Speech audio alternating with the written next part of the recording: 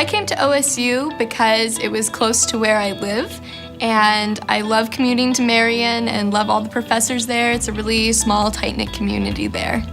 I chose cancer research because I had taken a genetics class with the professor who's now my advisor, Dr. Ruben Petreka.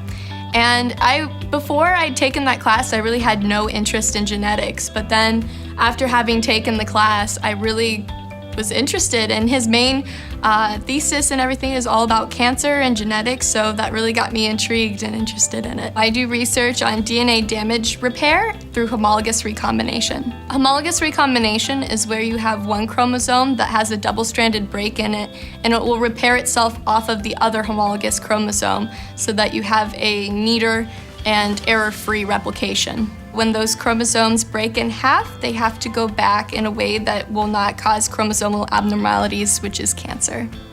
My role in the research is I do a lot of yeast counting and plating. So we plate them on different DNA damaging drugs so that we can see and count them against them when they're not on the DNA damaging drugs and see how many yeast colonies are able to fix themselves, like fix their DNA and survive. We can see then from that which strains are able to repair themselves and which strains aren't.